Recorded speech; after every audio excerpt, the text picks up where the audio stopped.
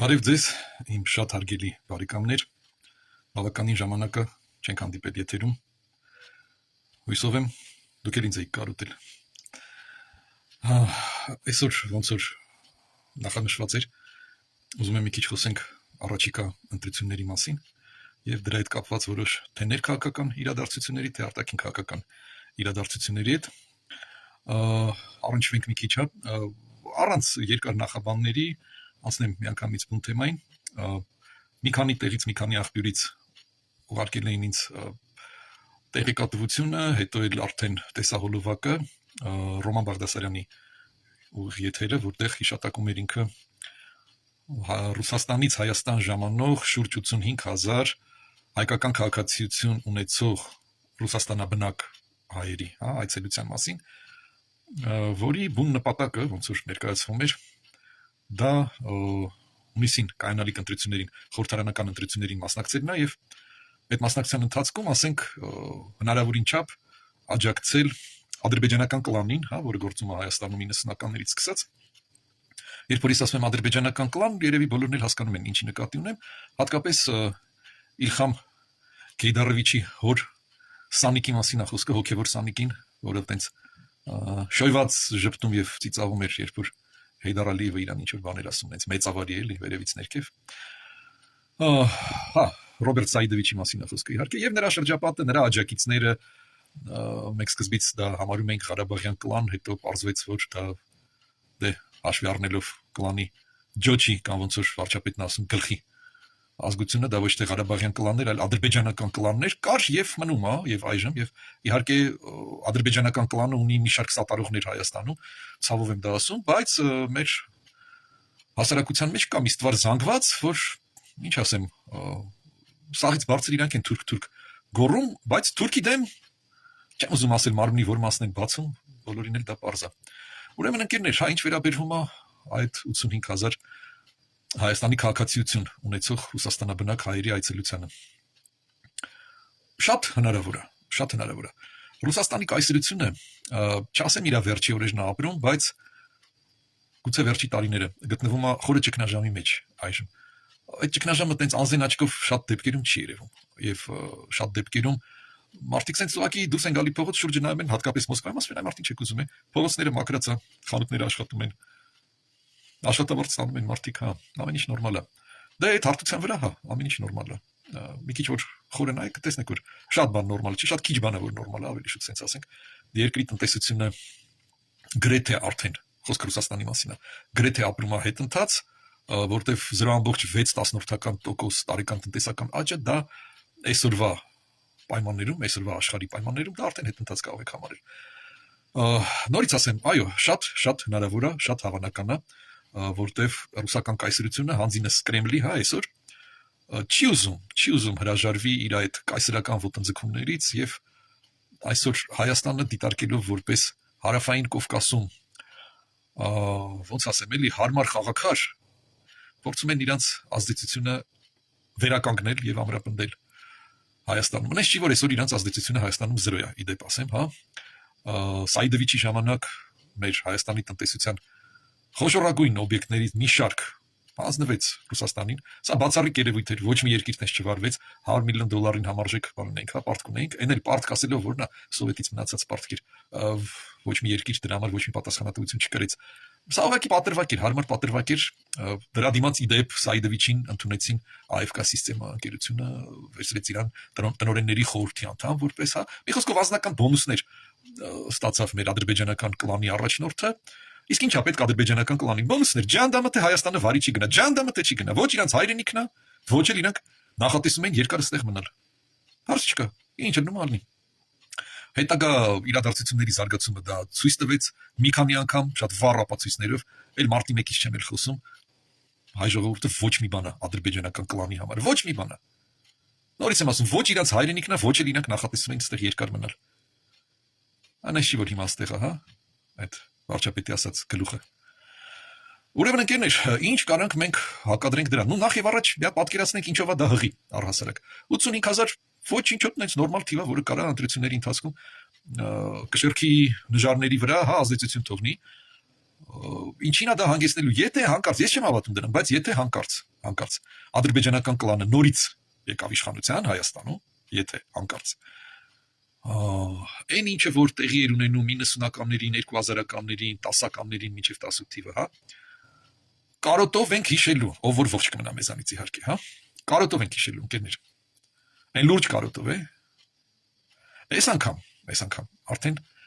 իրանք թույլ չեն տա, որ որևիցե ընդդիմադիր Գյումրիից տենց քայլելով իջնի Երևան եւ հեղաշրջում կազմակերպի, թույլ չեն տա։ Ոնց թույլ չեն տա, ասենց էս ոնց թույլ չեն տա։ Ռուսաստանում ոնց են վարվում։ Քանի են դիմադիր այնտեղ պարզապես սպանեցին, ոչ էս կողմ, ոչ են կողմ։ Չի քիշում։ Նիմցովը, Նավալնին, հերո չէին գնում։ Մասսայական գնդակահարում էին։ Նավալնին, հա, չգնդակահարեցին, փորձեցին թունավորել, չստացվեց, մեկ գաղութում, հա։ Ռուսական գաղութում են էլ, հա։ Ընդհանրապես հարց չկա։ Այ հենց տենց մաքրվելու է, հա, ադրբեջանական կլանը եթե գա իշխանության Հայաստանում, նույն ձև մաքրվելու է Հայաստանի քաղաքական դաշտը։ Մաքրվելու է շակերտավոր ասած էլի։ Վերածվելու է ցանկացած ընդդիմադիր քաղաքական ուժ, պարզապես վերածվելու է։ Անես չի որ մենք չենք տեսել էլի, թե դա ոնց է արվում։ Տեսել ենք, շատ լավ գիտենք, թե դա ոնց է արվում։ Հիմա չսկսեմ ամպագորգոր հայտարարություններ անել, թե Ռուսաստանի գավառը դառնալու Հայաստանը, պարզավոր դառնալու է, ոնց որ մինչև այդ կար, հա։ Նորից եմ ասում, եթե ադրբեջանական կլանը եկավ իշխանության, հա, գլխավորած Ռոբերտ Սայիդովիչի կողմից, հետընթաց ենք ունենալու ընկերներ բոլոր այն ոլորտներում, որտեղ ունեցել ենք առաջընթաց,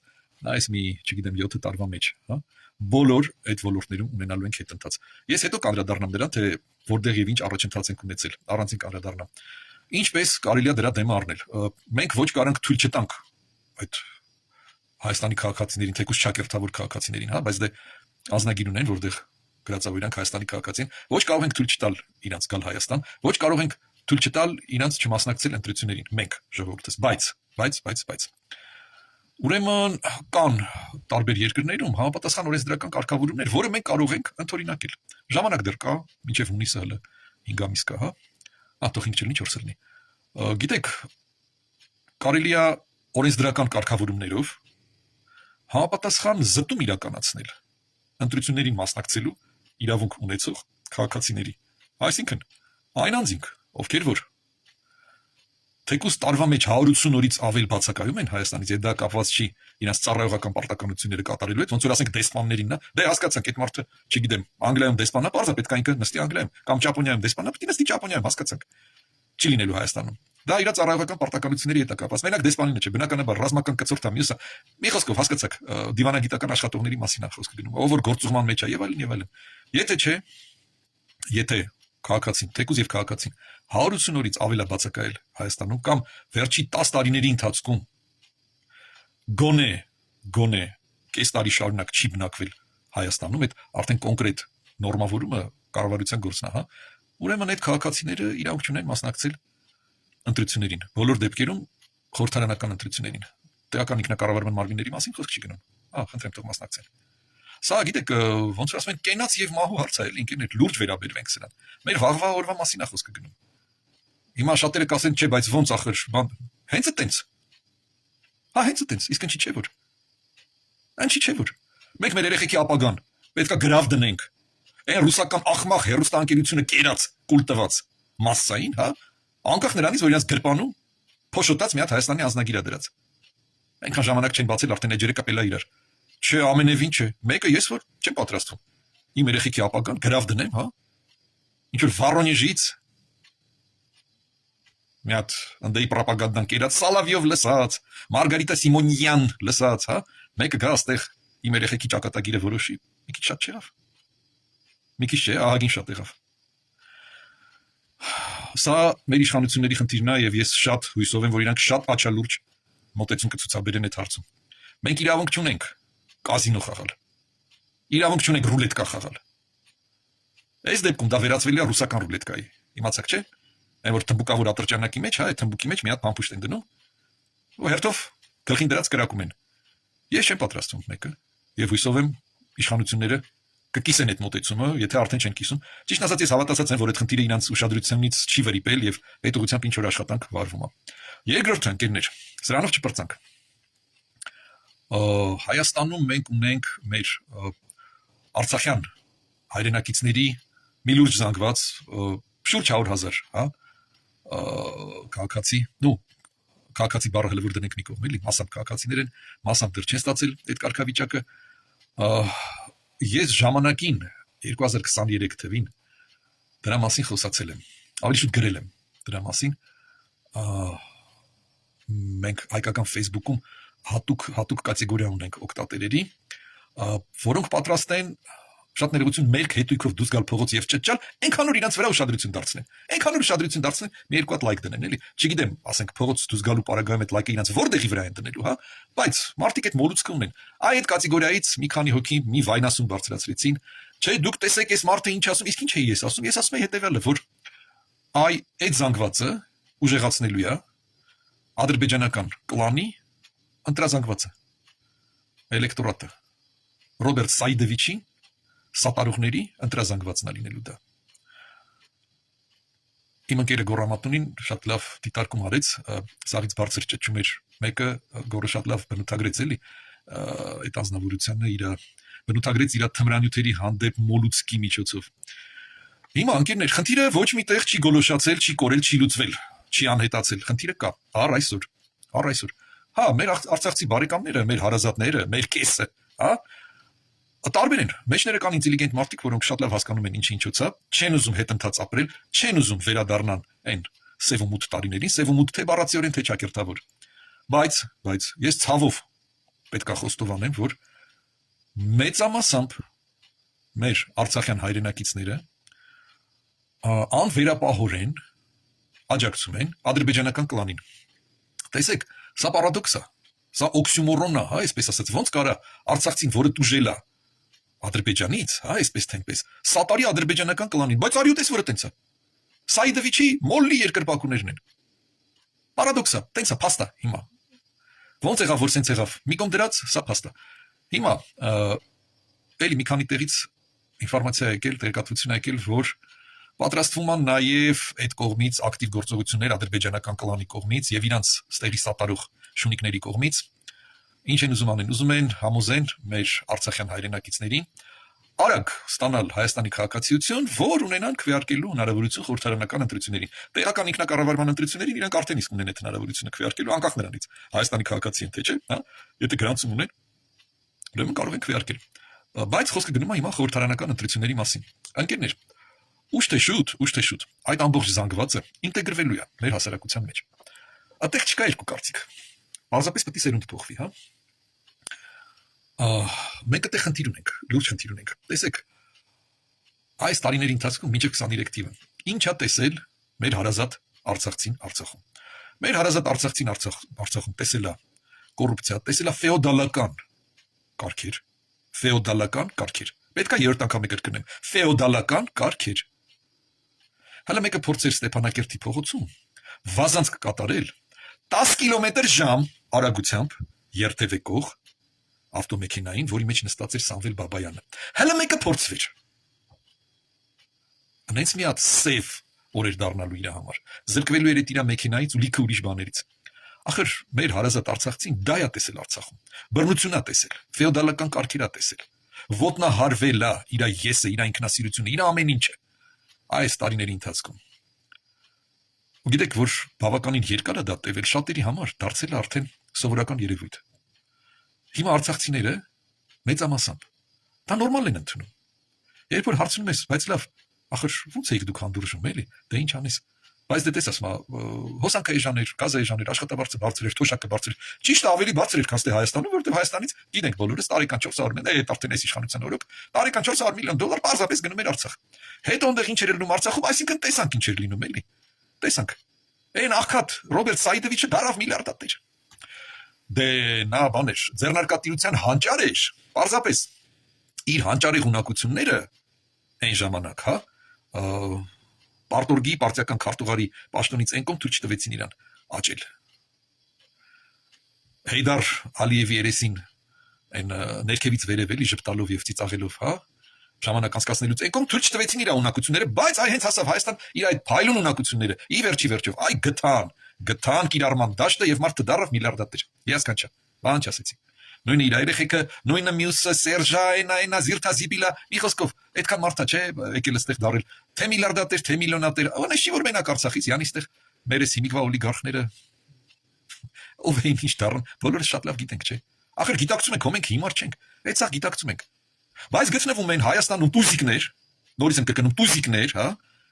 որ այդ ամեն ինչը տեսնելով առերևույթ սատարում են ադրբեջանական կլանին եւ նրա առաջնորդին։ Սատարում են էլի մարդիկ, ոզորով չի։ Մեր հասարակության մի մասն են։ Սա մենք ընկերներ վճարում ենք 90-ականների դիմաց։ Այ հիմա եկել է վճարելու պահ, մենք վճարում ենք։ Մեր հասարակությունը այսպես փչացավ։ Այսպես փչացավ։ Որ այսօր կարող է մարդիկ լինեն, որ սատարեն ադրբեջանական կլանին ու դրա առաջնորդին։ Հասկանում եք, ուր ենք հասել մենք։ Ու դա անես չի, որ լուսնից ընկան, դրանք բոլորը։ Մեր հասարակության մեջից դուրս եկան։ Թե Լևոն Տեր-Պետրոսյանը, թե Ռոբերտ Քոչարյանը, թե Սերժ Սարգսյանը, դրանք բոլորը դուրս եկան մեր հասարակության մեջից։ Ես չեմ տարանջատում Արցախի հասարակությունը, հա, ճիշտ, այնտեղ գավառականներ, այնտեղ ադրբեջաներ, հա, ռեալ, այնտեղ ադրբեջաներ, ադրբեջանական իշխանություններ եւ այլն, հա։ Բայց սա մշակութային հասարակության խնդիրը չի։ Սա գաղափարախոսության հարց է եւ դա սովետը անցած քաղաքացու դժբախտ ճակատագիրն է։ Այն Լևոնից եք սկսել։ Մի քիչ էլ հետ գնանք էլի։ Ինչի Կարեն Դեմիրճյանի ժամանակ մեր հասարակությունում կաշառակերությունը չէր ծաղկում, կոռուպցիան չէր ծաղկում, ընկերներ։ Եկեք խոստովանենք, էլի մենք հիմա այ վճարում ենք։ Այն մեր ապրած կյանքի համար, որ ոչ մի բանի մասին չենք մտածում դուրս, հա։ Տենց ոնց հոսքը տանում էր ջրի, տենց այդ հոսքով էլ մենք էինք ընթանում։ Ես հույսով եմ, որ մենք դրա տակից դուրս կգանք։ Հիմա անդրադառնամ իմ ասացի այն սկզբնամասին։ Ելակետային թեզին։ Արցախցիները ուշ թե շուտ դառնալու են մեր հասարակության բաղադրիչը։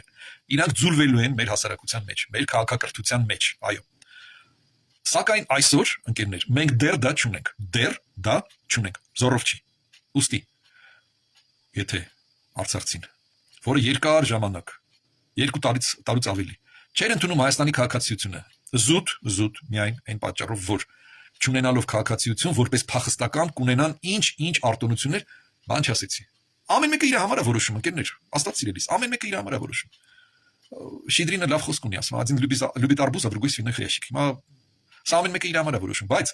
այս մարդիկ չէին ստանում Հայաստանի քաղաքացիություն, ինչա թե ունենան այդ արտոնությունները, Աստված սիրելիս իրենց գործնա։ Հիմա եթե սկսեն թափով ստանալ Հայաստանի քաղաքացիություն զուտ նրա համար, որ մասնակցեն խորհրդարանական ընտրություններին, իրանք դեռ պատրաստ չեն մասնակցել Հայաստանի խորհրդարանական ընտրություններին։ Այո, դեռ պատրաստ չեն։ Ցավոք։ Շատ կուզենայի, որ իրանք այսօր արդեն կազմեին մեր քաղաքակրթության մի մասը։ Դա այսօր այդպես չի։ Այդ զանգվածի մեջ չափազանց շատ են Կրեմլի հպատակները, այսպես հպատակները, երկրպագուները չեն։ Կրեմլը երկրպագու չունի ամբողջ աշխարհում, նա ունի հպատակներ, որոնք պատրաստ են ծառայել։ Հիմա մեր արցախյան հայրենակիցների մեջ չափազանց շատ է այդ տոկոսը Կրեմլի հպատակների։ Ուստի, էլի օրենսդրական կարգավորման հարցը մենք չենք կարա, մենք ժողովուրդս կանգնենք ընտրական տեղամասի դրան առջև, ասենք չէ, մի րոպե, չէ, այդպես բան չկա։ Սա օրենսդրական կարգավորման հարց է։ Մասնակցում ես խորհրդարանական ընտրություններին, ուրեմն պետք է առնվազն 10 տարի առաջ ստացած լինես այդ քաղաքացիությունը։ 10-ը պայմանական թիվ է, X, դրեք ընդեղ ինչ որ մի բան։ Սա մեր իշխանության խնդիրն է էլի։ Մի քիչ շատ է, որ խնդիրները գցում ենք իշխանության վրա, բայց ուրիշ ճար չունենք։ Ով պետք է սա անի։ Մենք ո մեզնով չենք կարա դա անենք, հա։ Ինչը մենք կարանք մեզնով անենք, դրանք անդրադառնամ ես անպայման։ Անպայման։ Բայց սա իշխանական խնդիրն է։ Սա իրանք պետք է օրենսդրական կարգավորումների միջոցով այս հարցին լուծում տան։ Հարցը լուրջ է, ընկերներ։ Չիմանաք թե հենց այնց ամեն ինչ իրան ստացվել է, ոչ մի բան էլ իրան չի ստացվել։ Կրեմլը լավ գիտակցում է։ Եթե այս անգամ Հայաստանը ստանա հաջորդ հանդարտ 5 տարին հանդարտ, հա, այդ պարագայում արդեն Ռուսաստանը երբեք չի վերականգնի իր ազդեցությունը Հայաստանում։ Երբեք, որովհետև Հայաստանը այդ հանդարտ 5 տարվա ընթացքում կդառնա այնց արդեն հզոր երկիր։ Չեմ ասում հզոր գերտերությունների, հա, մակարդակի վրա, բայց հարավային Կովկասում նա այնց լուրջ ուժ կլինի արդեն, որ հնարավոր չի լինի Հայաստանում վերականգնել այդ տխմար ռուսական ազդեցությունը։ Հնարավոր չի լինի։ Հիմա, ընկերներ, ինչ կարանք անենք մենք։ Միակ բանը, որը կարանք անենք մենք որպես Հայաստանի Հանրապետության քաղաքացիներ, որպես հայրենասեր քաղաքացիներ, ընկերներ, դա ընտրություններին մասնակցելն է, դա ընտրարշավում մասնակցելը պարտադիր չի, ցույցերին, չգիտեմ, հավաքներին չէ։ Ձեր աղմախ հարևանին բացատրելը ինչը։ Սա արդեն իմացեք ընտրություններին մասնակցել եք, շատ ներողություն ռուսական արտահայտության համար, օտիդո։ Ըստ պահանջի իմացեք թե մասնակցել եք ընտրություններին, ու այսպես մասնակցել եք, հա։ Մի երկու հիմարի, որոնք տեղը չեն բերում, որը որից հետո է բացատրեք, որ սա սենց է, տղա ջան, աղջիկ ջան, սա սենց է։ Մի երկու տականքի, որոնք փողով պատրաստ են վաճառել, թե իրանց ապագան, թե մեր ապագան, թե մեր մատղաշ սերնդի ապագան, հա, ամոթանք տվեք այդ տականքներին, massայական ամոթանք տվեք, ուրիշների ներկայությամբ, հա, որ մի քիչ սթափվեն սրանք, այ մարդ, այդ ինչքան կրնի, լավ 5000 դրամով կամ 10000 դրամով կամ թեկուզ 100,000 դրամով, այ մարդ ինչն եք վաճառում, այդ ինչն եք դուք վաճառում, գիտակցում եք, թե գիտեք այդ դուք ձեր ձայնը ծախեցիք ոչինչ ընդհանուրի վրա չի ազդի, այ մարդ կազդի, ձեր նմանները շատ են ձայն ծախողները, սա պարզ է, այս խոսքը սուղում եմ նրանց, ովքեր իրենց ձայնը վաճառել են եւ պատրաստվում են վաճառել, չիմանաք թե քիչ են, բա թե չէ ոնց էր ադրբեջանական կլանը 20% հավաքում ընտրությունների ժամանակ, ձեր պատկերացնելով, հա, տենց, ձայներ առնելով։ Ընկերներ, ինչ ունենք մենք այսօր, ինչը կարող ենք կորցնել, մի հատ եկեք դրան անդրադառնանք, էլի։ Իմ հասակակիցները, ինձանից մեծերը, ովքեր որ 90-ականները ոչ միայն տեսել են, էլի աչքի փոչով, այլ այդ 90-ականներին պատասխանատվություն են կրել իրենց մոտիկների համար, իրենց հարազատների համար, իրենց ընտանիքի անդամների համար, հա։ Կարան համեմատականներ անցկացնեն։ Հարցը ինչ էր, որ ցուրտ էր, մութ էր, լույս չկար, գազ չկար, ջեռուցում չկար, այդ իր հերթին։ Հարցը անգամ այն չէր, որ ամեն մի sense բարկա քուչայում հերը բոլորից էլի այն սև կտորներ կպցրած շապատը մեկ էլ նորներ կպցվում, որին ոսկեգույն տառերով գրած էր մի տղամարդու անուն, կողքն էլ երկնիշ մի հատ թիվ էր, դա էլ տարիքներ ընկերներ։ Գիտեք ինչքան կար այդպես կողք գրած 18, 19։ Դե կհիշեք էլի, ովքեր 90-ականներին ստեղ էին։ Այդ Ղարաբաղյան ավանտյուրան ընկերներ մեր վրա ահավոր թանկ նստեց, ահավոր թանկ։ Ես դրա մասին խոսացել եմ, արդեն ասել եմ, մի անգամ էլ եթերում գնահատականները տվեցի, մաթեմատիկական գնահատականները, հաշվարկները։ Բայց մենք հələ երկար ենք հաշվելու էլի այդ կորուստները։ Ինչ ասեմ, ոնց որ թե Ղարաբաղյան ավանտյուրայի վերջը արդեն մենք տեսանք։ Ոնց որ թե մեր այս երկարամյա եւ ողերիմ թշնամու հետ, եսի նկատի ունեմ Ադրբեջանը, ոնց որ թե արդեն կնքվեց խաղաղության պայմանագիր, պետք է հաստատվի ուրեմն, հա, եւ մենք հանգիստ անցնենք առաջ, կհաստատվի ինքը ընտրություններից հետո։ Ես հիշում եմ 21 թվականի ընտրությունները, ընկերներ, ես բնակվում եմ հիմա առաջի մասիվում եւ շատ անգամ Լվովյան փողոցով անցնելիս տեսնում էի այնտեղ երկու շին հրապարակ կար, նորակառույց շենքեր էին, էլի մարդիկ կառուցում։ Միշտ այնտեղ վերամբարձ կրունկ էր կանգնած, մի խոսքով աշխատանքը երում էր։ Մոտիկացավ այդ ընտրության օրը։ Մեկ էլ այս աշխատանքները կանգնեցին, այդ վերամբարձ կրունկները տեղից հավաքեցին, բաներ, ավտոմեքենայի շասի վրա էր, էլի այն երկաթգծի վրայի կրունկներից չէր։ Հա, հավաքեցին տարան սախ, կանգնեց շինարարությունը։ Սպասում էին ընտրություններին։ Հետո ընտրությունը եղավ, փառք Աստծո, փառք մեր ժողովրդին, որ ճիշտ ընտրություն կատարեցին։ Ընկերներ, ամոթինց եթե ես մի բան չափազանցացնում եմ,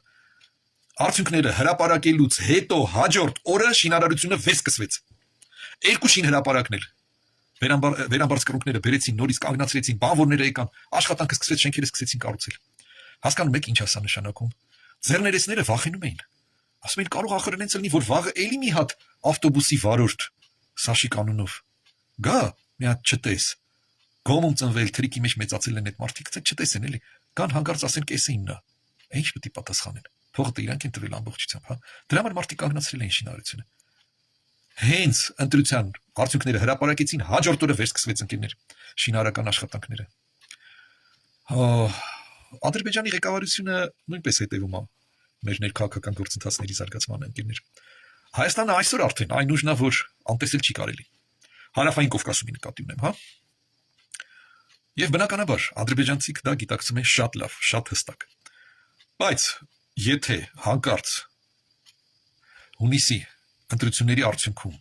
վերականգնվի ադրբեջանական կլանի ազդեցությունը,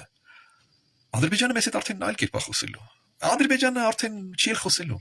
Նա մեզ թելադրելու է, որ գիտեք ինչ, լինելու է սենց։ Երկու բռնապետ, բռնակալ, եսի նկատի ունեմ Իլհամ Ալիևին եւ նկատի ունեմ Վլադիմիր Պուտինին։ Շատ լավ են իրար հասկանում, դուք չեք պատկերացնի ինչ աշխանի։ Այս որ այնտեղ ինքնաթիռ, անգավ, բան, վայ, ռուսները խփեցին, բան։ Չուտեք դա։ Ադրբեջանն ու Ռուսաստանը անենց խորքային, անենց հիմքային ընդհանուր շահեր ունեն։ Դուք բոլորդ գիտեք, որ ռուսական գազը այսօր վաճառվում է եվրոպական երկրներին Ադրբեջանի միջոցով։ Ադրբեջանը ասում է հետևյալը, ասում է ես իմ գազն եմ վաճառում։ Իսկ ռուսական գազը ներմուծում եմ, որ իմ ներքին կարիքները հոգամ։ Այսինքն ձևականորեն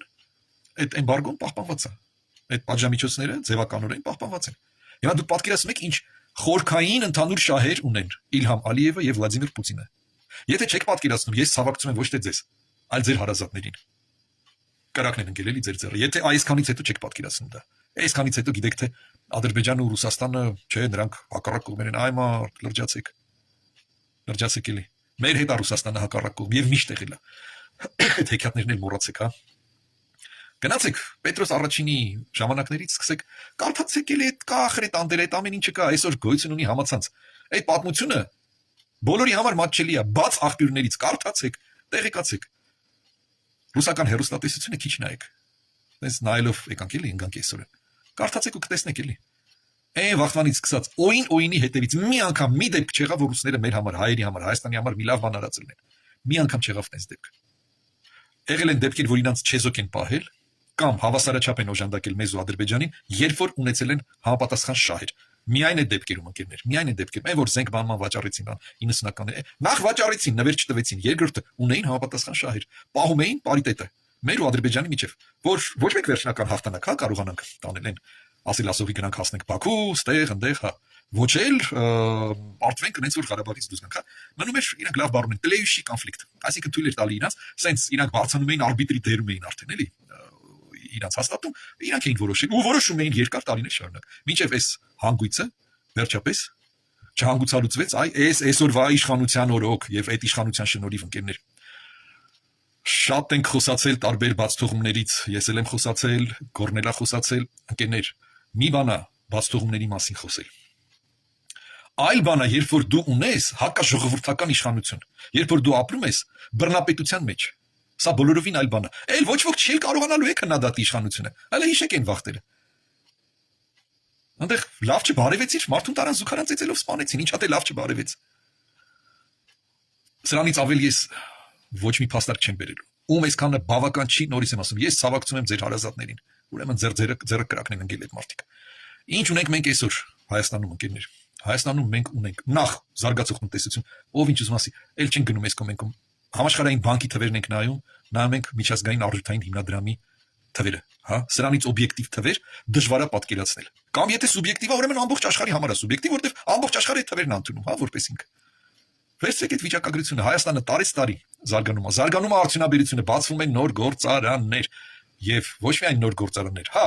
ամեն մի գործարաններ իհարկե օգուտ է տնտեսության համար, թեկուզ շորուկոշի կարելու, բայց հիմա արդեն զարգանում է բարձր տեխնոլոգիական արդյունաբերությունը ընկերներ։ Տենց գործարանների մասին է խոսքը, տենց ձեռնարկությունների մասին է խոսքը։ Այսօր Հայաստանը բացառիկ հնարավորություն է ստացել ընկերներ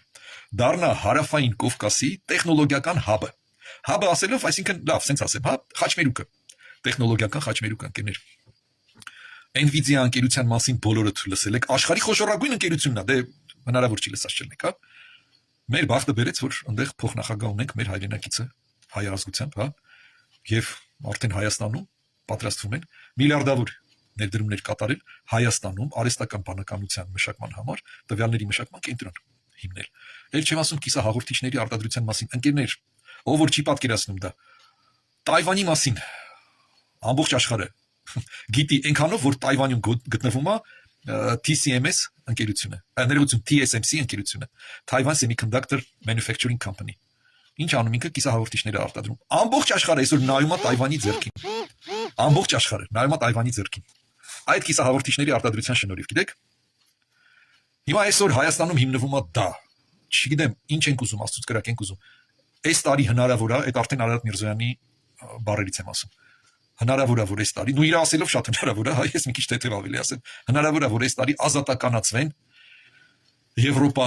դեպի Եվրոպա Հայաստանի քաղաքացիների համար մեկնելու պայմանները, այսինքն արտոնագրային ռեժիմի ազատականացման մասին է խոսքը գնում։ Երևի բոլորդ պարբերաբար ստանում եք էլեկտրոնային փոստով այդ գովազդը, որ չգիտեմ, այնտեղ 25 եվրո, որ դեր Պալերմո, հա, ասենք, բանը։ Ինքնատրի Տոմսը 25 եվրո, մեկնեք Պալերմո, մեկնեք այստեղ, մեկնեք այնտեղ 30 եվրո, 35 եվրոյով մեկնեք Հռոմ։ Չգիտեմ, այնտեղ 50-ով ըստե 70-ով այնտեղ մի խոսքով։ Դե մեծամասնության համար մեր քաղաքացիների այդ 25 եվրոն չի հարցը ու այն էլ չի հարցը, որ մի հատ 25 պետք է տաս հետ գաս, Հա, դա էլ ոչինչ, այն էլ չի հարցը, որ մի օր թեկուզ այնտեղ անցկացնես, ինչ որ մի բանով պետք է տեղում սնվես բանա, մի խոսքով այդ 100 եվրոն յուրաքանչյուրի մոտ կգտնվի։ Լավ, յուրաքանչյուրի մոտ չգտնվի, ով որ ասենք այն ծանր պայմաններում ֆինանսական, դե չի գնա, լավ, Պալերմո խոսքի այս տարի կամ եկող տարի էլ չի գնա, հա, մի քիչ վիճակը կկարգավորվի, նոր կգնա։ Բայց մեծամասնության համար այդ 100 եվրոն ասենք շատ ընդունելի մի հատ գումար է, էլի կարելի է մի հատ տալ գնալ Իտալիան տեսնել թեկուզ մի օրով, հա։ Տեսնելու հետ գալ, հյուրանոցում չմնալ այ մարդա, մի երկու հատ տեսարժան վայրը, բանը այցելեք եք։ Բայց գիտենք որ կա արտոնագրի հարց, այդ արտոնագրի ստանալն էլ մենակ իր տևողությունը մի ամիս է արդեն, այդ թղթերը լրացնելը մի հատ առանձին quest է, հա, այդ առանձին մի հատ պատմություն է։ Էլ չեմ ասում որ մարդիկ լրացնում են ոնց որ պատկերացնում էին, ստանում են մերժում, ինչա թե օրինակ դեսպանատնից ասում են, գիտեք ինչ կա, դուք ձեր այցելության նպատակը լավ չեք բացատրել։ Գրել եք ընդ զբոսաշրջություն, բայց լավ չեք, լավ բացատրելը պետք է լիներ, ուզում եմ գնամ այս քաղաքը, տեսնեմ այս տեսարժան վայրը, հետո այս քաղաքը տեսնեմ այս տեսարժան վայրը։ Դե մարդիկ չգիտեն ոնց լրացնել, դա չեն գրել, իրանց էլ մերժել են։ Ինչ որ մի միջնորդ օֆիս էլ ասում է, հա, եթե ինձ վճարեք 2000 եվրո, ես ձեր տեղը կլրացնեմ, դե հա, բայց 2000 եվրո արդեն չունեն այդ մարդիկ։ Այս սաղ ասածս որ նա անկերներ, այ հիմա, հա, հուսով ենք որ այս տարի այդ 25 եվրոն այդ 50-ը այդ 100-ը դառնում արդեն իմաստալի։ Մինչև հիմա մեր հայրենակիցների մեծամասնության համար դա իմաստազուրկ էր, հա, շատ էր, ոնց որ ասես, գիտես ինչ կա, Նյու Յորքում մի տեղ կա դրած $50, կարաս գնաս, այս ինչ տեղն է, գնա վերցրու, այ մարդես մինչև հասնեմ Նյու Յորք 5000 եմ ծախսել, իմաստազուրկ է, բայց ոնց որ թե ուզում է արդեն դառնա իմաստալի դա։ Բացի դրանից, ընկերներ, Հայաստանը վերջապես պատրաստվում է զբաղեցնել իր ըստ արժանավուն տեղը արևմտյան քաղաքակրթության մեջ։ Այսինքն բավականին լուրջ քայլեր են արվում եւ հողա նախապատրաստվում Եվրոմիության, չեմ ասում այդ վաղվանից անդամակցելու, բայց ասոցիացիան պայմանագիր կնքելու։ Ինչա նշանակում ասոցիացիան պայմանագիրը։ Ընկերներ, նշանակում է այն, որ մեր խեղճ ու կրակ գյուղացին, որը, չգիտեմ, Վարդենիսում տանձ էր աճացնում մի կերպ, հետո այդ տանձը մեծածախ գներով, էժան գներով տալիս էր օրինակ Spike անկերությանը, հա, որտեվ լիցենզիա մենակ իրանք ունեին, էլի, նո ավելի շուտ սերտիֆիկացում։ Վաղը մյուսօր այդ մեր Վարդենիսի գյուղացին կարողանա իր տանձը վաճառի եվրոպական ընկերությանը եւ գինը կլինի մի զրո ավել։ Թե այսօր տալիս էր 400 դրամով, վաղը կտա 4000 դրամով, որտեվ տանձանդե շուկայում լավ թանկ է։ Ծիրանը լավ թանկ է։ Այնտեղ հատով հայլի մի շարք դեպքեր ընկերներ ասեմ ձեզ, այդ ծիրանը վաճառում է, մենք ուղղակի դա չենք պատկերացնում, մենք ստեսովոր ենք արկղով կամ լավ արկղով, եթե չէ, ապա կիլոյով, հա, առնվազն, բայց տեղ կա որ հատով է վաճառում, գիտեք այդ ծիրանը։ Եվ էշան չի։ Կանաչին ընկերներ, 2 հատ սամիտ, բանով են վակուումնի փաթեթավորումով, հա, 2 հատիկ սամիտ, մի եվրո 40 սանտիմ, ոնց է ձեզ համար, ձեր ցավը տանեմ։ Այմարդ մի քիչ էլ մենք շնչենք, էլի մեր գյուղացին մի քիչ լավ ապրի, մի քիչ լավ իրան զգա։ Մեր գյուղացին որ իրան լավ զգա, այդ է ֆրոնզիկը ոնց էր ասում, когда мне будет приятно, я так довезу։ Մեր գյուղացին որ իրան լավ զգա, ախր քաղաքացին էլ լավ կզգա, ձեր ցավը տանեմ։ Մեր տնտեսությունը որ ոդկի կանգնի, անես չի որ այսօր գյուղատնտեսությունը վատ վիճակում է, բայց յոլա են գնում, էլի։ Յոլա են գնում։ Ես շարքային գյուղացու մասին եմ ասում, այն որ ասենք հեկտարներով ջերմոցներ ունեն, Աստված սիրելիս, իրանք այսօրեն են լավ, վաղնել են լավ լինելու, Աստված տա թող հայ լավ լինեն։ Հայ թող լավ լինեն։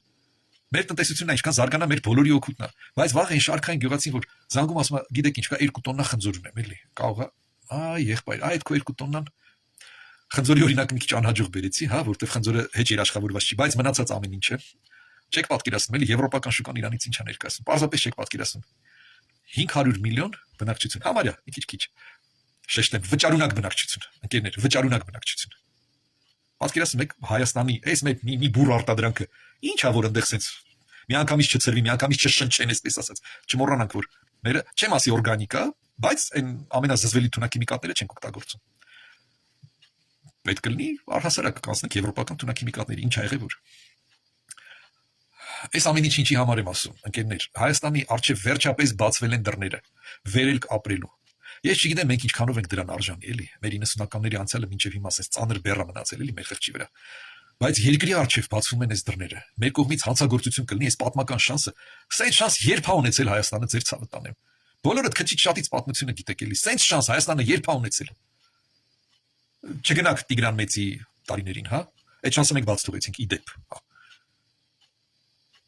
Այս մեր վերջի ժամանակներում, վերջի 100 տարին նայեք, 200 տարին, 300 տարին, հա, երբ ա ունեցել Հայաստանը սենց հնարավորություն, երբեք ընկերներ, երբեք։ Մեր կողմից նորից եմ ասում, հանցագործություն կլինի, այսօրվա Հայաստանի քաղաքացիներն են պատասխանատու դրա համար։ Մեր կողմից հանցագործություն կլինի, այդ շանսը չօգտագործել, այդ շանսը բաց թողել։ Հանկարծ բաց թողեցինք, ել մյուսը կլինի, չգիտեմ, 100 տարի հետո, կամ էլ չի լինի 100 տարի հետո։ երբ որ կփլուզվի ռուսական կայսրությունը, իսկ Հայաստանի նման sense հենակ ունենալով հանդերձ մի հատ էլ հենակ ունի Վրաստանն, հա, դժվար չի լինի արդեն երկարաձգել այդ ագոնյան էլի, հա։ Հետո պատկերացնեք Ադրբեջանը մեր հետ ոնց է խոսելու հրամայական տոնով արդեն։ Մենք դառնալու ենք Ռուսաստանի գավառներից մեկը։ Ոնց որ կայինք Սայդովիչի ժամանակ, հա։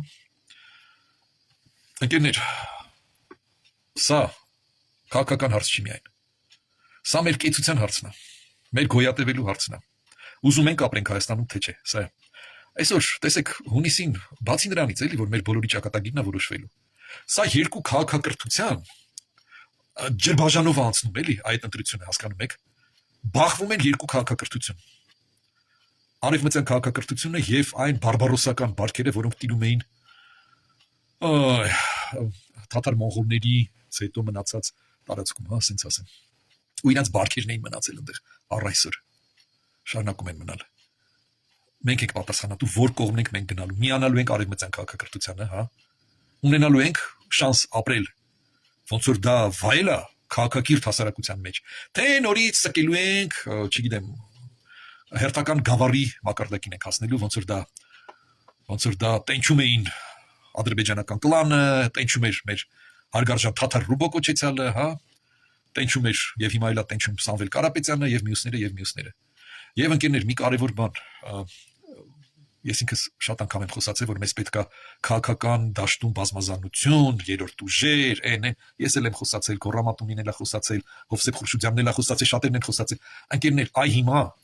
ես լիովին պատասխանատվությամբ ասում եմ հետեւյալը, այս պահին մի մտածեք դրա մասին։ Այս պահին եւ մինչև հունիսը մեռարյալ գոյություն ունենալու երկու չխափնվեք են տարբեր անուններ են դնում, հա, ես իմ սենց Հայաստանը, նենց Հայաստան, Մարո Տոտա եւ այլն, չէ, այդ բոլոր կուսակցությունները, որոնք որ ծրում են քաղաքական դաշտում, հա, գիտենում ես ընտրությունների ժամանակ դաշինք են կազմում, ոնց որ դա եղավ Լենինականում, Գյումրիում։ Բոլորս տեսանք, չէ, ինչ եղավ։ Մարո Տոտա, Կարո Հոպար կուսակցությունները միացան բոլորը իրար, դարավ մի հատ ադրբեջանական կլանի շահերը պաշտպանող դաշինք։ Եվ ադրբեջանական կլանը հաղթեց Գյումրիում։ Էջմիածնում արդեն չէ, չկարացան։ Արդեն այդ մեխանիզմը ոնց որ հասկացել էին էլի մարդիկ։ Կոչ եմ անում ձեզ բոլորիդ, խնդրում եմ ձեզ բոլորին որպես ձեր եղբայր։ Չերկմտեք։ Գոյություն ունի երկու քաղաքական ուժ։ Մեկը դա ադրբեջանական կլանն է, մյուսը քաղաքացիական պայմանագիր կուսակցությունն է։ Ադրբեջանական կլանը բազմաթիվ անուններ ունի, տարբեր մանր-մունր կուսակցություններ, այն Չիխուախուա չափսի կուսակցություններ, բանա, որ գրպանի մեջ տեղավորվում է։ Այդ սաղ մի կողմ, Ջրբաժանի այն մի կողմն են, հա։ Այս մի կողմը քաղաքացիական պայմանագիրն է։ Ես հասկանում եմ, կան այլ կուսակցություններ, որոնք հարում են այդ գաղափարներին, կիսում են այդ գաղափարները։ Ընկերներ, հիմա վախտը չի։ Հազար ներողություն, հիմա վախտը չի։ Ոչ Արամ Սարգսյանի կուսակցությունը, ոչ Արման Բաբաջանյանի կուսակցությունը, ոչ մյուսը։ Իրանք այդ շեմը չեն անցնում, հասկանում եք։ Շեմը չեն անցնում, այս ձայները փոշիացվում է։ Դառնում է այդ ձայները բաշխման առարկա հետո։ Շեմը հաղթահարած կուսակցությունների միջև։ Այսինքն դուք յանի քվեարկել եք արևմտամետ ինչ որ ուժերին քաղաքական, հա, բայց ձեր քվեն մասամբ գնաց ադրբեջանական կլանին, որտեղ սրանք շեմը չանցան, իսկ նրանք անցան։ Ուստի, ընկերներ, այդ սա խաղերը թողում ենք մյուս ընտրությունների համար, հա։ 5 տարի հետո գրեթե համոզված եմ, բայց առնվազն շատ հույսով եմ, որ մենք կունենանք այո քաղաքական դաշտում բազմազանություն, այո կլինեն այլ ընտրանքային կուսակցություններ, կլինեն արևմտամետ, քաղաքակրթամետ, հայամետ կուսակցություններ, բացի քաղաքացիական պայմանագրից, այսօր կան, բայց որոնք կկարողանան հաղթահարել արդեն այդ ընտրական շեմը, այդ տոկոսները կկարողանան հաղթահարել։ Այսօր ցավոք չեն կարողանում հաղթահարել։ Ցավոք, ինչ-ինչ պատճառներով։ Ուստի մենք ունենք մենակ մի խարիսխ այդ կողմի վրա, դա քաղաքացիական պայմանագիրն է, ընկերներ։ Սա իմ վերջի եթերը չի լինելու այդ թեմայով հաստատ։ Ես նորից ու նորից խոսելու եմ, նորից ու նորից կոչ եմ անելու։ Բոլորիդ առաջարկում եմ այս թեմայի շուրջ ինչ ունեն ասելու գրեք ընկերներ, գրեք, սա մեր բոլորի խնդիրն է, ճիշտ հասկացեք, հա։ Սա մեր բոլորի խնդիրն է։ Կամ մենք հաղթում ենք, կամ կործանվում ենք։ Ու չմտածեք ընդ էլի մայա խատսկրայով։ Չէ։ Փոքր բիզնեսներն էին խլում ադրբեջանական կլանի վախտով։ Բիզնես չունեք։ Ձեր աշխատատեղը կզբաղեցնի ադրբեջանական կլանի երկրպագուներից մեկը։ Ընկերներ, աչալուչ մոտեցում, աչալուչ վերաբերմունք։ Ինչ ասելիք ունեք, եկեք սենց, հա, գրեք, քննարկենք, թե Facebook-ում մեկնաբանությունների տեսքով, թե այս ուղիղ եթերների ժամանակ։ Ես ուղիղ եթերի ժամանակ չեմ հասնում իհարկե կարդալ ձեր մեկնաբանությունները, բայց անպայման եթերից հետո շատ ուշադիր կարդալու եմ եւ դրանք կլինեն նյութ հաջորդ քննարկման համար, հաջորդ եթերի համար։ Այս արանքում գրեք, մեկնաբանությունով կլինի, ոնց կլինի, մեսենջերով կլինի, հա։ Եկեք իրար հետ այս հարցը փորձենք քննարկել եւ ինչ որ լուծումներ գտնել, մարդա մեր տեղը։ Ով ինչ կարա, ձեր ցավը տանեմ, ով ինչ կարա։ Բոլորս ոնց որ մի ընդհանուր գործ ենք անում, էլի։ Բոլորս աշխատում ենք թույլ չտալ ադրբեջանական կլանի հերթական բռնակալական այդ բանը, ժամանակահատվածը, հա, որը կտևի ոչ թե 5 տարի, չսխալվեք, նա արդեն կտևի 50 տարի։ Էլի նրանք թույլ չեն տասեց։ Օիններ ոնց որ եղավ, էլի, 18 թվին իրանց գլխին եկավ այդ օինը։ Ընկերներ, այսքանով առայժմ ամփոփում եմ, շարունակում ենք աշխատանքը։ Մինչև վերջի օրը, մինչև լռության օրը, հա, լռության օրի նախորդ օրը շարունակելու ենք, քննարկելու ենք, շփվելու ենք իրար հետ, մտքեր ենք փոխանակելու, որ կարողանանք այս վճռական հարցին լուծում տալ, ընկերներ։ Սա է։ Գրկում եմ բոլորիդ կողքն եմ, կիսում եմ բոլորիդ հոգսն ու անհանգստությունը, էլի կհանդիպենք, ընկերներ։ Այս պահին հրաժեշտ եմ տալիս, լավ եղեք, ցտեսություն, մինչ նոր հանդիպում։